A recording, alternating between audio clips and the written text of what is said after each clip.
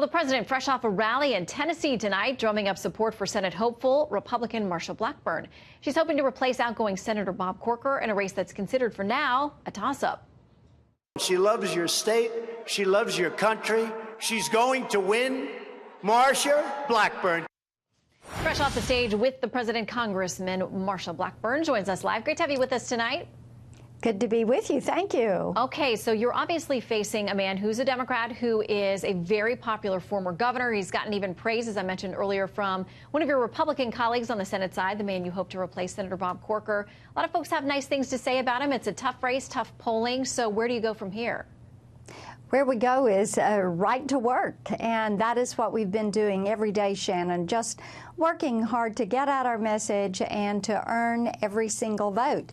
And today was a great day for us. We had a fundraiser, we had a rally that was a packed house at Nashville's Municipal Auditorium, and we are looking forward to continuing to build that energy and build that network that is necessary to win this race. I know that you've been confronted by women out there on the campaign trail who don't understand your support of President Trump. They don't support him. The governor, he actually polls better with women in this race than you do. What do you attribute that to, and how will you try to close that gap? The way you close that gap is pointing to the fact that women every day, Donald Trump's numbers every day improve with women because women know he is working hard to make their lives better. Look at what has happened with the economy, with wage increases, with job opportunities. These are all things that are important. The economy, jobs, that economic security issue is the #1 issue with women. Women also are incredibly supportive of what he is doing when it comes to the issue of immigration, securing the border, ending illegal entry of gangs, of drugs, of sex trafficking. So those are places of focus. It is a way for us to build bridges with many women who are independent and Democrats. And I will tell you, I have Republicans, independents, and Democrats all who are active in our campaign and who are supporting me. Let's talk about another big issue. I just talked there about the Supreme Court deciding it would not get in the way of this Arkansas law that requires any clinics who are using this 2-drug protocol to perform abortions to have some connection with a doctor that would then have hospital admitting privileges in the case that there was some kind of complication. 2 Planned Parenthood clinics there basically say they won't be able to perform abortions in Arkansas. I know that you headed up the House Select panel that was looking into allegations against Planned Parenthood.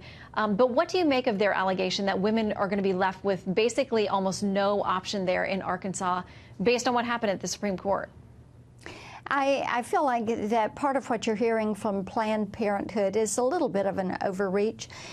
What Arkansas has done and what the court has agreed with is that there should be additional protections for women and for unborn children.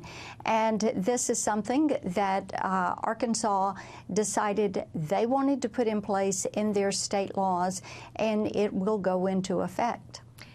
This is what Planned Parenthood tweeted today. The fight is far from over. This law cannot and must not stand.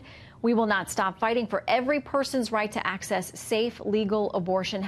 #stop the bans. It's clear they plan to continue the legal fight. That's playing out in the lower courts. A number of similar laws around the country are being challenged, and there are split decisions with the courts. I mean, where do you think we're going with as far as this issue ending up at the Supreme Court again on a larger scale? Well, and that's exactly the right way to look at it. Where does it take us from here?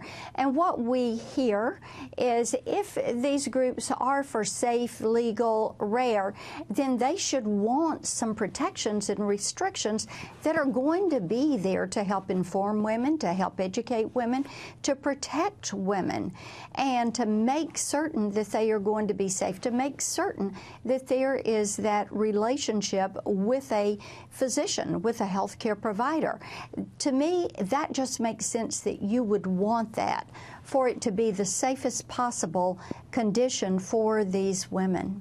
Well, not long ago, the Supreme Court struck down some similar regulations in the state of Texas. So we'll continue to track this case as well as many others that are out there. Congresswoman, thanks for making time. Good to see you. Good to be with you. Thanks, Shannon.